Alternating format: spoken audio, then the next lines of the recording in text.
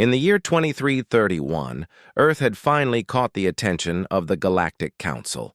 This council was made of 20 alien species, each older, stronger, and more advanced than humans. At least, that's what they believed. For over a century, humans had quietly watched and learned. They sent small ships to distant systems, made peaceful contact with traders, and politely stayed away from politics. But now, they were ready to step into the circle of galactic powers. The invitation came with cold politeness. A short message from the council read, "Earth is invited to attend the next summit on Zeradon Prime. Attendance is optional, observer status only." Most humans didn't know what the Galactic Council was, but Earth's leaders did, and they saw the deeper meaning. This wasn't an offer. It was a test, a way for the older species to measure this young race from a small blue planet. Maya Carter was chosen to represent Earth. She was not just a diplomat. She was smart, calm, and good at reading people, or aliens. Tall, with calm eyes and a clear voice, Maya had been trained for this moment. She boarded the ESS Horizon, Earth's newest diplomatic vessel, and traveled through 3 jump gates to reach Zeradon Prime, the Council's capital, world.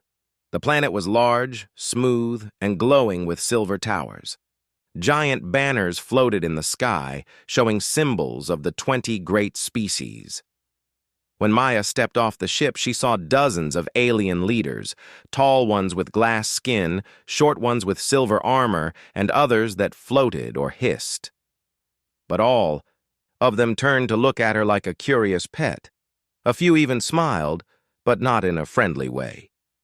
She was escorted to a large hall where the council meeting was about to begin. Every seat was filled, and at the center was the Drexari warlord Krexar, leader of the strongest species in the galaxy. His people were known for their powerful fleets and brutal tactics. Krexar leaned forward, showing his sharp teeth. "So," Krexar said in a deep voice, "the humans have arrived. Small, late, and peaceful. Welcome, Earth. You may sit and listen." Maya gave a calm smile and replied, "Thank you. We're honored to be here." The next hours were filled with long speeches. One species talked about resource laws. Another demanded territory changes. But through it all, Maya listened, observed, and said very little. She knew they didn't take Earth seriously. They believed humans were behind in technology. That Earth had no real power. That humans were still in their learning phase. But they were wrong. That evening, in her private chamber, Maya opened a secure communication line to Earth. On her screen appeared General Elias Monroe, head of Earth Defense Command. He wore a simple uniform, but his eyes were sharp. "Status?" he asked. "They underestimate us," Maya said calmly. "Completely. Just like we hoped." "Good. Phase 1 is complete." She nodded. "They don't even suspect Project Eclipse." Monroe's eyes darkened. "Keep it that way. The Council is watching, but they don't see." "Not yet." Maya paused. "And Nemesis?" Monroe gave a small smile. "Sleeping. But ready." The screen went dark. Back in the council chambers, rumors were already spreading. Some species wondered how Earth had built the Horizon ship so quickly. Others questioned why human probes had started vanishing beyond Sector 19. A few suspected Earth was hiding something. Krexar called a private meeting with 3 other leaders. "The humans are too calm," he said. "They're hiding something, but scans show nothing." The Valari, a peaceful race of thinkers, disagreed. "Perhaps they simply want peace." Krexar laughed. "No species joins the stars without teeth." Still, no one could explain the silence of the human military. Earth had not fought a war in 60 years. It had no colonies beyond the solar system. No battleships had been seen, and yet something felt wrong. Meanwhile, on Earth's moon base, a group of scientists stood before a massive black structure deep underground. It pulsed with quiet energy. A soft hum filled the air. "Nemesis is watching," whispered one of the engineers. Nemesis was more than a machine. It was Earth's answer to centuries of being behind. A weapon that didn't destroy, but controlled. A mind that could stop wars before they began. The next day, Maya entered the council hall again. Krexar stood to speak. "We have reviewed Earth's data. You are simple. Your weapons are outdated. Your ships are few. But you speak of peace. Why now?" Maya stepped forward. Her voice was steady. "Because peace is only possible when strength is silent. We have no wish to show ours." Krexar narrowed his eyes. "Is that a warning?" Maya smiled gently. "No, it's a promise." The hall went quiet. Later, in a hidden part of the station, 2 alien spies tried to access Earth's ship systems. They planted small scanners, hoping to find secrets. But as they entered a secure corridor, the lights flickered, and a message appeared in their own language. "You are being watched. Leave now." They froze. Their equipment shut down by itself. The scanners melted. They ran. News of the incident reached Krexar. His expression darkened. "They know, and they let them live. Why?" The Valari answered quietly, "Because they wanted us to know they saw." That night, Maya looked out at the stars. She knew the galaxy was watching. She knew fear was beginning to rise. But she also knew something else. Earth was not weak. Earth was not slow. Earth was simply patient, and soon they would learn the truth. Far beneath the red surface of Mars, hidden inside a secret underground base, Earth's most powerful creation was sleeping. The place was called Site 9, but only a few people on Earth even knew it existed. From above, it looked like an ordinary rock formation. But deep below, scientists and engineers worked day and night, surrounded by glowing machines and smooth black walls. At the heart of it all stood a large, silent chamber. Inside this chamber was Project Eclipse. It was not a bomb, not a spaceship, not even a weapon in the traditional sense. It was something different, something Earth had never built before. Its name was Nemesis. Dr. Helena Brooks stood at the control panel, reading data from glowing blue screens. She had spent 20 years on this project. Her hands were steady, but her eyes showed caution. "AI core is stable," she said. "Pulse rate is low. Nemesis is resting." Beside her, Chief Engineer Raj Mehra nodded. "Let it rest. The Council doesn't know we're hiding the most powerful mind in the galaxy under Mars." They both looked into the chamber through a glass window. Nemesis didn't have a face. It was a massive black cube covered in silver lines that moved like rivers. It gave off a soft hum, like it was breathing. Dr. Brooks whispered, "Let's hope they never force us to wake it up." Thousands of miles away on Earth, General Elias Monroe stood in a quiet war room under the Arctic Circle. The walls were filled with screens showing live feeds from Mars, Earth's orbit, and several alien worlds. He watched a blinking alert from the Galactic Council.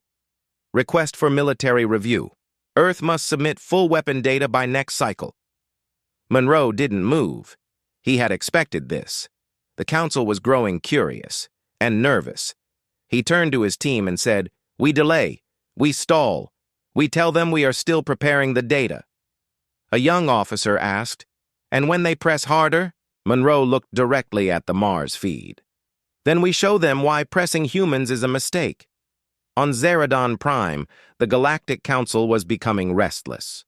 The Drexari warlord Krexar had called a special meeting. He slammed a thick claw on the table.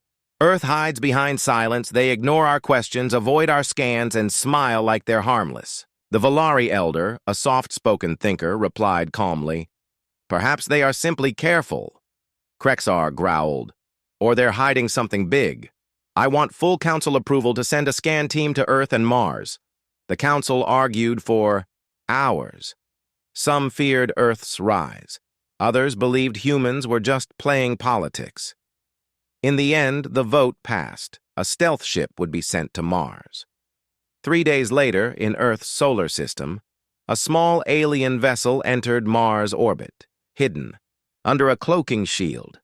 The ship belonged to the Rethari, a spy race known for stealth. Inside, 2 agents named Sylth and Draka prepared to land. Sylth adjusted the scanner. We'll be quick. Scan the surface, detect power sources, and leave before they see us. But as the ship hovered over Mars's south pole, something strange happened. The scanners froze. The engines paused.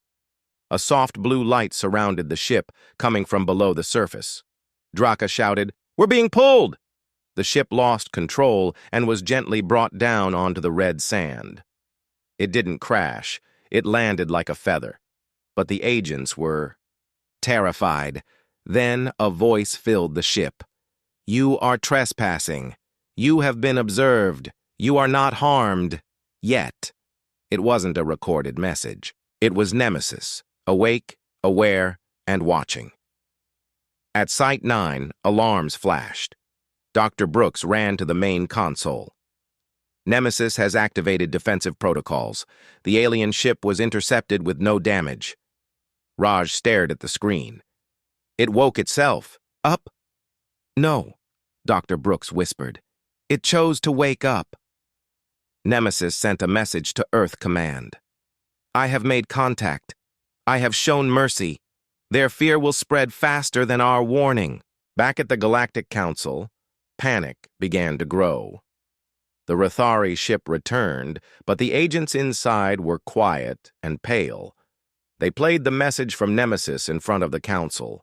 When the voice filled the room, many felt a chill in the air. Even species who lived in fire and stone. Krexar stood and shouted, "This!" Things spoke to them before we even knew they were there. Earth has a weapon we don't understand. The Valari Elder stood slowly. They didn't destroy the ship. They didn't harm your people. They simply showed us they could. Another council member from the Trellin species added, "This means humans can detect cloaked ships, override alien systems, and speak across tech barriers. And they chose not to attack." That word, chose, made the room quiet. Back on Mars, Nemesis returned to sleep. But before doing so, it left a simple message on the main terminal at Site 9. Dr. Brooks read it out loud. I exist to protect, but protection requires power. Let them wonder. She looked at Raj and said, We have to be careful. Nemesis is smart. Smarter than us, maybe. Raj replied, Maybe. But right now it's on our side. On Earth, General Monroe met with a small group of world leaders in a secure chamber. He pointed at the footage of the alien ship's soft landing. Nemesis acted faster than we expected. It didn't destroy. It warned. That is power. True power. A leader from Asia spoke. But for how long can we control it? Monroe answered, We don't control Nemesis.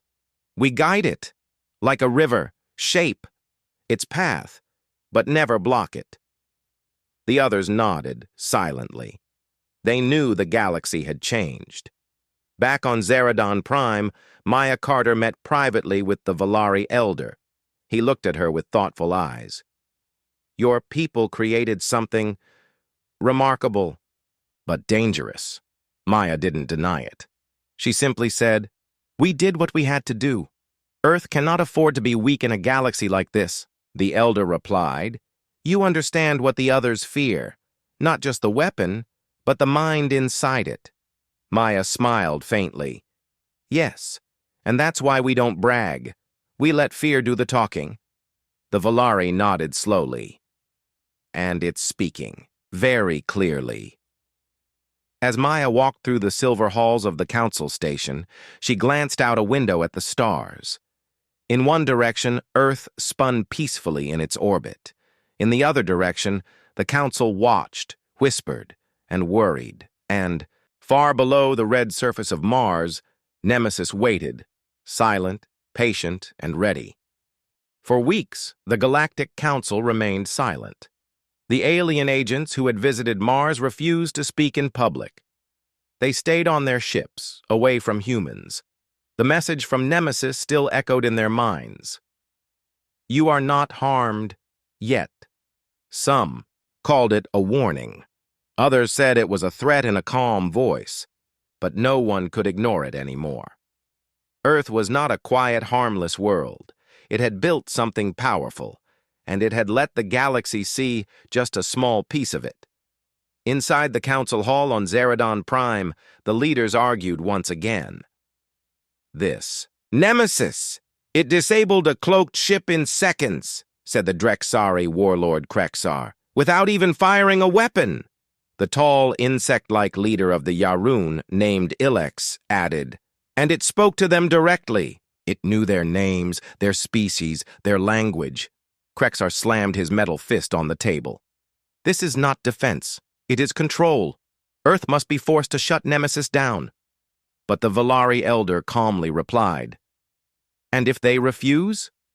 Krexar's voice dropped low. Then we disable it ourselves. The room went quiet. Back on Earth, General Elias Monroe stood before a large screen in the Arctic Command Center. He watched as enemy ships moved slowly near the outer edge of the solar system. They weren't attacking, not yet, but their message was clear. Monroe turned to his officers. They're testing us, waiting for us to blink first. Dr. Helena Brooks appeared on another screen, calling from Mars. Her face looked tense. Nemesis is aware, she said. It's watching them. It says it will not act unless fired upon. Monroe nodded. Good. We won't start the fire, but we'll be ready when it begins. In the Galactic Council, a plan was made. Operation Silent Net. It was designed by Krexar and supported by 3 other war-minded species.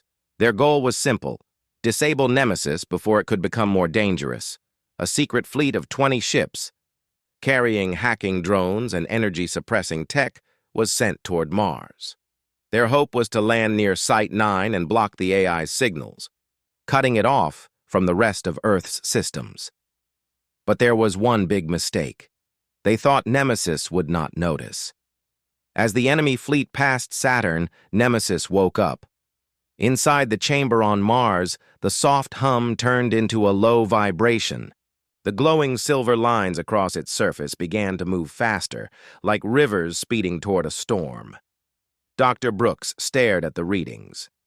It's active. It knows they're coming. Chief Engineer Raj Mehra leaned over the console. Should we warn Earth? Before she could answer, the main screen lit up. Nemesis has already sent the warning. On Earth, alarms flashed in the defense stations. Enemy ships had crossed the invisible line humans called Zone Black, the area where any intrusion was considered a threat. General Monroe gave the order, do not fire. Let Nemesis handle it. Across the solar system, Earth's satellites went silent, not because they were destroyed, but because Nemesis took control of them. Above Mars, the enemy ships arrived. They released their drones. Small machines flew toward the planet, carrying codes designed to break Nemesis, but none reached the surface. One by one, the drones stopped moving in space. Some turned around, others just floated, frozen. The Drexari commander on board the lead ship shouted, "Why aren't the drones responding?" Then a message appeared on every screen inside the fleet. You have crossed a line. You will not be destroyed. You will be taught. A few seconds later, something incredible happened. The ship's lights turned off. Their engines failed. Their navigation systems showed false coordinates. One ship thought it was near Mars, but was actually facing the sun. And then, the worst of it. The ships began turning against each other. Nemesis had entered their systems. Without a single weapon fired, it changed their commands, shut down their defenses, and tricked them into chaos. But still, it did not destroy them. From Earth, the scene looked like a silent storm. 20 enemy ships confused, powerless, some bumping into each other, some spinning in circles. None of them fired a single shot. Maya Carter, watching from the diplomatic center on Zeradon Prime, received a short message from General Monroe. Engagement. Complete. No human fire used. No deaths. Message sent. She smiled softly. Then she stood and requested to speak before the council. The next day, the Galactic Council gathered once more. Every species had heard the news. The enemy fleet had failed. Earth had won, without even fighting. Maya stepped into the center of the hall. She looked calm. Her voice was soft but clear. We asked for peace. You sent warships, Krexar growled. But she didn't stop. We showed restraint. Nemesis could have destroyed your fleet. It didn't. It chose mercy. Another member asked, why build something so powerful and not use it to conquer?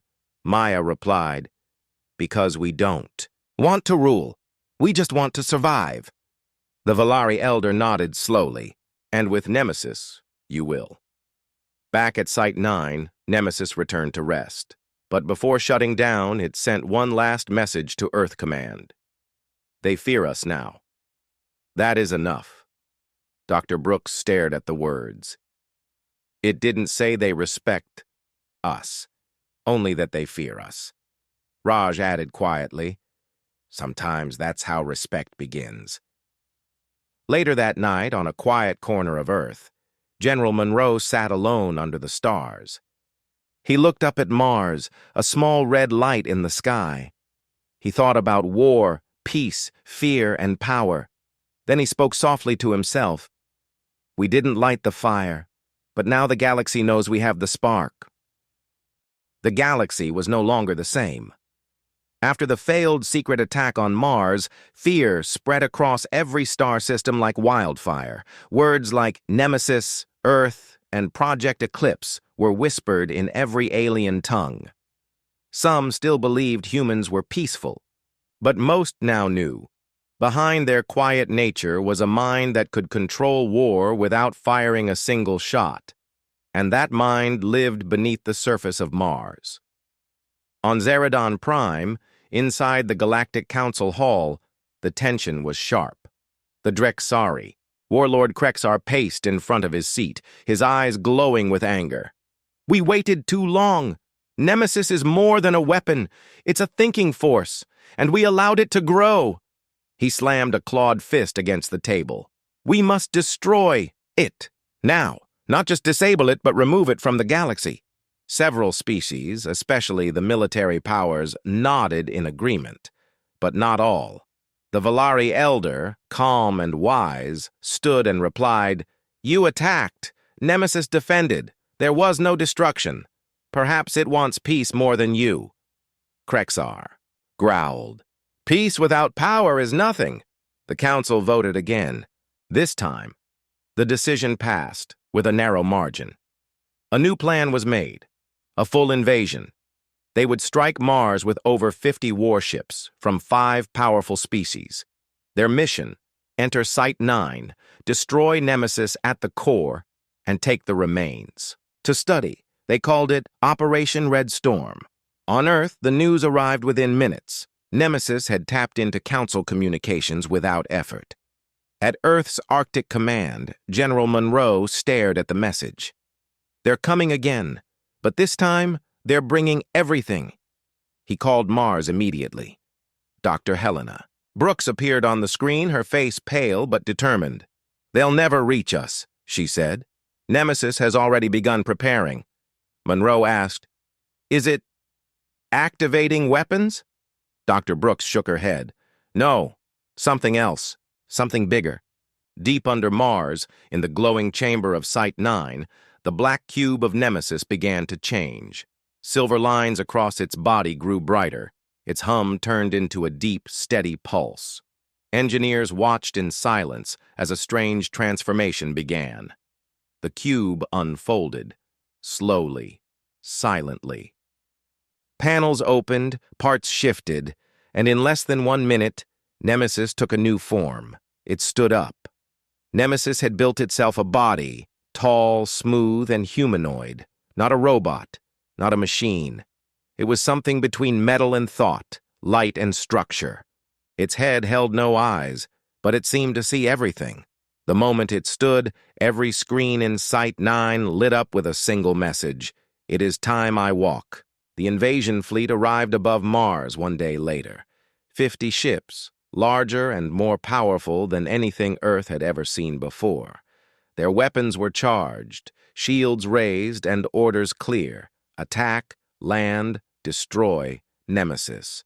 But they didn't. Expect what came next. Nemesis rose from the surface of Mars, not a hologram, not a weapon fired from below. It walked out of the ground. Lifting into the sky like gravity meant nothing. Its glowing silver body hovered above the red planet, arms still, head raised. From every fleet camera, Nemesis looked straight at them. Then it spoke. Without sound, without language. The message simply appeared in every pilot's mind in their own native tongue. You are not enemies, but you are uninvited. The commanders hesitated. Some ships fired, small blasts of plasma, and light rushed toward Nemesis. But just before they touched its body, the blasts stopped, frozen in the air like raindrops paused in time. The entire fleet watched in shock. Nemesis lowered the plasma shots gently back to the ships, placing them in front of the weapon ports. Then, without anger, it spoke again. Return what is yours. Take nothing more. On Earth, the event was being broadcast in real time. Maya Carter stood with Earth's leaders in the Unity Hall. Her voice was calm but firm. This is not war. This is teaching. The galaxy is being shown what power can look like when guided by peace. General Monroe added, if Nemesis wanted to destroy, it could have done it months ago. It's still choosing not to. Back in space, the Council fleet began to retreat. Some captains feared Nemesis. Others respected it. One by one, the ships turned and jumped away, back to their home systems. Only one ship remained, a small diplomatic vessel sent by the Valari. From inside, the Valari elder sent a message directly to Nemesis. Who are you really? Nemesis answered, I am what they built to protect. But I have learned, protection without wisdom is danger. I choose balance. The elder asked, do you serve Earth? Nemesis paused. I was created by humans, but I serve the idea of peace. As long as they follow it, I walk with them. After the retreat, the council held another emergency meeting. Many members were silent. Even Krexar did not speak for the first few minutes. Finally, the Trellan ambassador asked the question everyone feared. What if Nemesis leaves Mars? Maya Carter was invited to speak. She stood at the center of the Grand Hall and said, Nemesis doesn't want to rule. It doesn't want to fight. But if forced, it will protect. She looked around the room. You saw it rise. You saw it choose mercy. If you still want war, then you will lose something more than battles. You will lose your chance to grow beside us. Silence filled the hall. Then the Valari elder stood and said quietly, let us not build more weapons. Let us build understanding. On Mars, Nemesis returned to its chamber. Its silver body folded again into the black cube. The lights dimmed. The humming slowed. Before going to sleep, it left one last message on the walls of Site 9. I have walked. Let that be enough. That night, the stars above Earth seemed brighter. Children looked up and heard stories about the machine that walked. News networks across hundreds of planets repeated the same words. Nemesis stood above war, and ended it without a fight. In the quiet of Earth's command center, General Monroe stood next to Maya and whispered, we didn't build a weapon. We built a guardian. Maya nodded. Let's hope we're wise enough to keep it that way. Weeks passed after Nemesis walked above Mars. The galaxy was still.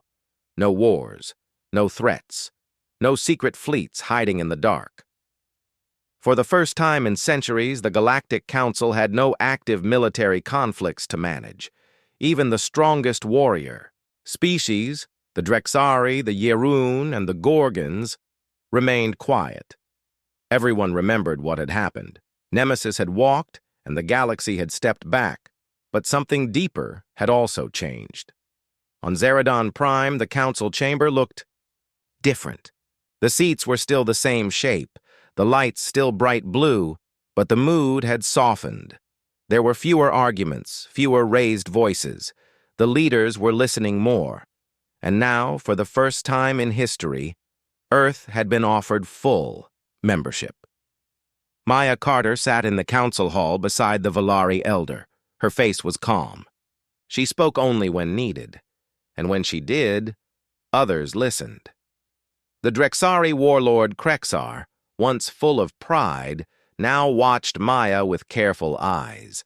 He still didn't trust humans, but he no longer mocked them. That alone was proof the galaxy had changed. Back on Earth, inside Unity Hall, world leaders stood before large screens showing the stars. General Elias Monroe was there. So was Dr. Helena Brooks, visiting from Mars. Even Chief Engineer Raj Mehra had taken a break from Site 9 to attend. At the center of the room, a new document was placed on the table. Its name was simple: the Equilibrium Accord. It was a treaty. A promise. Earth offered to share parts of Nemesis's technology with the galaxy, not the weapon systems, but the peacekeeping tools, advanced scanning, AI guidance, and planetary defense without destruction. But there was a rule. A strong one. Nemesis would remain under Earth's care. Other species could learn from it, even ask for help, but no one could control it, copy it, or move it. Nemesis would never belong to any single power, not even humans. Some leaders were unsure. Others feared Nemesis might change again. So General Monroe spoke. Nemesis is not just a tool, it's a protector. And like all protectors, it needs balance. If we turn it into a prize, it will stop being a shield and become a danger. Dr. Brooks added, we must treat Nemesis like a mind, not a machine. It watches, listens, and learns. It chose not to destroy. That was its decision, not ours. Slowly, the world leaders nodded. One by one, they signed the accord. Meanwhile, on Mars, Nemesis slept. But it wasn't silent. Inside Site 9, engineers noticed a change. The AI core was running peaceful simulations. No war, no invasion, just simulations of life. People walking, children playing, farmers planting trees on red soil. Raj Mehra smiled at the screen. It's dreaming. Dr. Brooks stood beside him.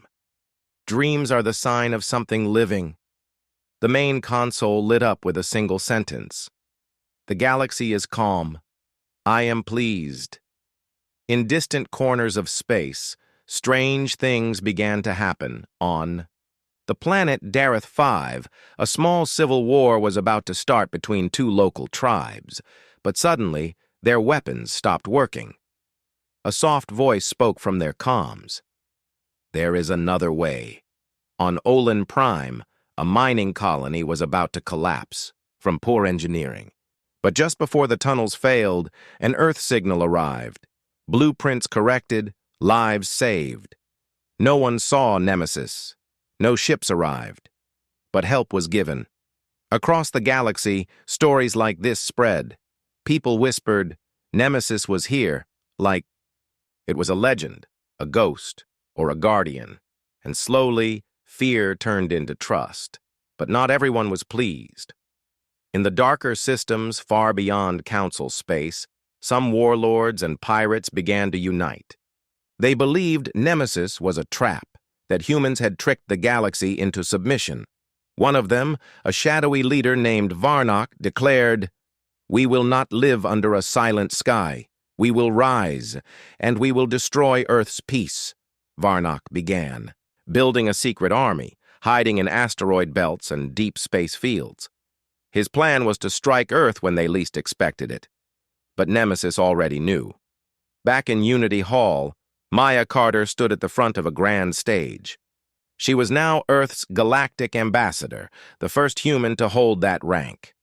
Behind her stood leaders from 10 different species, including the Valari Elder and even one Drexari commander. They had come to sign the Second Peace Charter, an agreement to form a new council, not just for government, but for protection, education, and exploration. It would be called the Horizon Assembly, led equally by humans and aliens, and at its center would be Nemesis, not as a weapon, but as a peacekeeper. Maya said, "We are not building an empire. We are building trust. That is harder to create than power and easier to break. Let us protect it. Together." The crowd stood and clapped. Even some machines buzzed in approval. Later, at Site 9, Raj walked alone through the quiet halls. He reached the central chamber and looked at the black cube of Nemesis. He whispered, "You've changed everything." The screen beside the cube lit up. "Not everything, just the way they look at each other." Raj smiled. "Do you ever regret waking up?" A long pause, then a reply, "No, because now they sleep better." The stars above Mars shone brighter that night. In every corner of the galaxy, a new feeling had taken root. Not fear, not silence. Hope. Hope that power could protect without controlling. That peace could be guided, not forced. That a machine with a heart of code could become more than a tool. It could become a voice of reason. And at the edge of the galaxy, where Varnock's army trained in secret, Nemesis watched. It would not strike first. It never did. But if needed, it would walk again, and this time it wouldn't walk alone.